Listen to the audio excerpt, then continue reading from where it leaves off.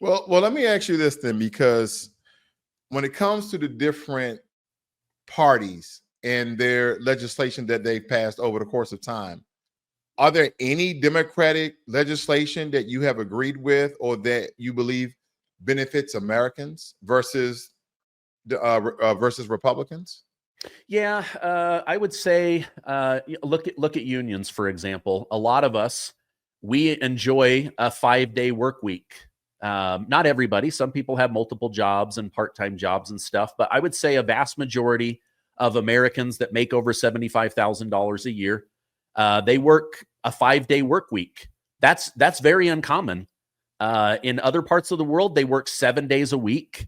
So the Democrats valuing, we got to get child labor out of the workforce. We can't work our workers to death. They should have some kind of benefits.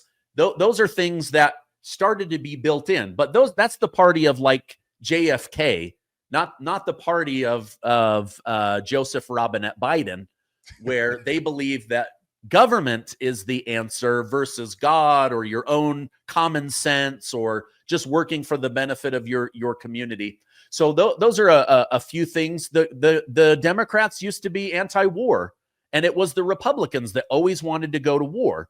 Well, you start digging in and you realize their donors are what drive what these politicians do, right? So right now, social media has dug in deep to the Democrat Party. That's why we see censorship. We see that Big Pharma has dug deep into the Democrat Party. That's why you see them trying to mandate drugs and raise drug prices and things like that. And now you see the Democrat Party, they're fighting war for before Ukraine. you move on, can you speak about, because you said something about prescription drugs, and I do apologize for cutting you off there. You was on a really good roll, but I don't want to let this moment pass. Trump did sign an executive order or some sort of legislation that is going to lower prescription drugs. Can you speak on that? Yeah. Okay. So just going back, Ray, to your question, and then I'll blend this all together. For decades, the Democrats have run on a couple of big platforms. We'll allow you to abort your babies.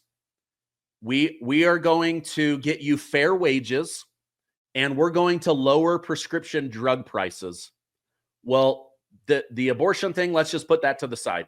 The higher wages, how can you say you're going to get me higher wages when you flood the country with 21 million illegal immigrants that are willing to work for less than the American people? They're willing to shack up 2, 3, 4 families in a house in order to have their lower bills so that they can accept lower work. Yes, I know that immigrants do work that a lot of Americans don't. I'm grateful for that. But the Democrats, they run on, we're going to raise your wages.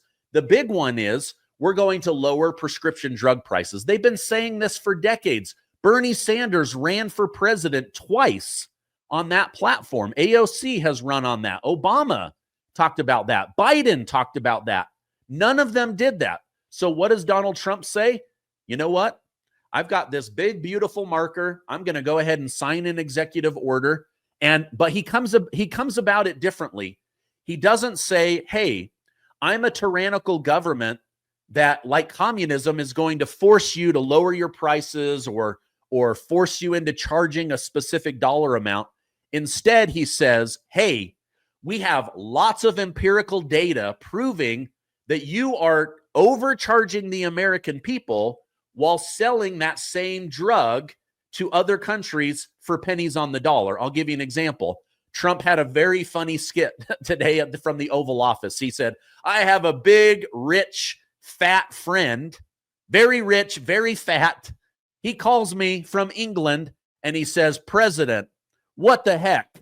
There's a $1,300 weight loss shot in America for $88 in England. Why am I being ripped off? On my show, I've shown people there's drugs where they're literally charging Medicare $2,500 for a drug that if you didn't have insurance and you paid cash would be $200. Or a $200 drug that costs $12. They're charging the government more. Yeah, so Trump is just going to come in and he's saying, listen, here's how we're going to do it. Not through tyranny, not through communism, not through government abuse, but by saying we have evidence that you're ripping off the American people. We think that's illegal. We're going to say we have a preferred nation. If that preferred nation is paying $60 and America's paying $600, it's now illegal to charge more. So they've either got to force these other countries to pay more or they've got to lower the price. My guess is they're going to do a little bit of both, but who benefits from that? The American people. So that's where I think the advantage is.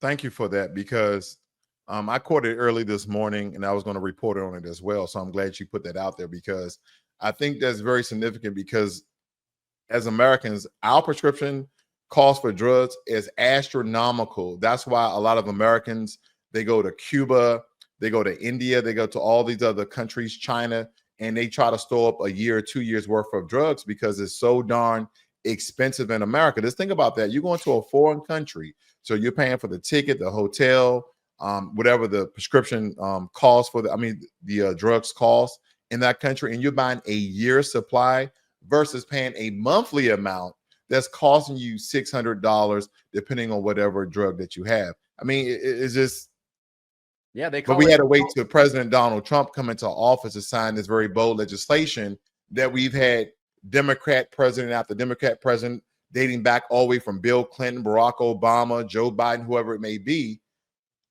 And now we're finally getting some results, or at least the legislation to support changing these high costs in America. So again, I believe that's very significant. Yeah.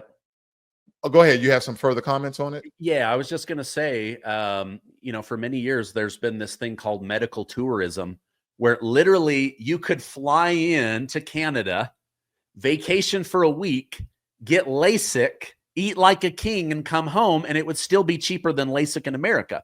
You've got people, they get on a plane, they go to Turkey, they vacation for a month in Turkey, they then get a hair transplant, and they come home, and it's still half the cost of getting a hair transplant in America. How much is LASIK around the world? Do you know how much is LASIK?